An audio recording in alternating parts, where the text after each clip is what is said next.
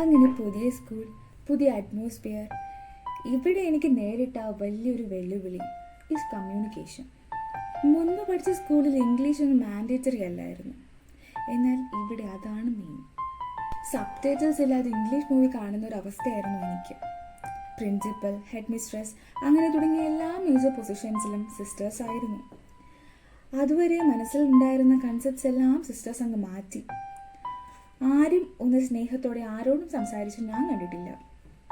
ഇതായിരിക്കും ഇവിടുത്തെ സിസ്റ്റം എന്ന് ഞാനും കരുതി. അന്നെനിക്കുണ്ടായ ഒരു രസകരമായ സംഭവം ഞാൻ വല്ലാണ്ട് ഓർക്കുന്നു. സംഗതി ഇംഗ്ലീഷ് ക്ലാസ് ആണ്. പഠിപ്പിക്കുന്ന സിസ്റ്റർ ഭയങ്കര സ്ട്രിക്റ്റ്. സിസ്റ്റർ ക്ലാസ്സിലെത്തി പഠിപ്പിച്ചു തുടങ്ങി. ഞാൻ ഡോർ സൈഡ് ഫസ്റ്റ് ബെഞ്ചിലാണ് ഇരിക്കുന്നത്. പഠിപ്പിക്കുന്നതിനിടയിൽ മിസ് എന്നെ ചൂണ്ടി എന്തോ പറഞ്ഞു. എനിക്ക് മനസ്സിലായില്ല. ഞാൻ എഴുന്നേറ്റ് നിന്നു. സിസ്റ്റർ ഇംഗ്ലീഷിൽ പിന്നെയും എന്തൊക്കെയോ പറയുന്നുണ്ട്, പിന്നെയും ചൂണ്ടിക്കാണിക്കുന്നുണ്ട്. എന്നിട്ടും എനിക്ക് മനസ്സിലായില്ല.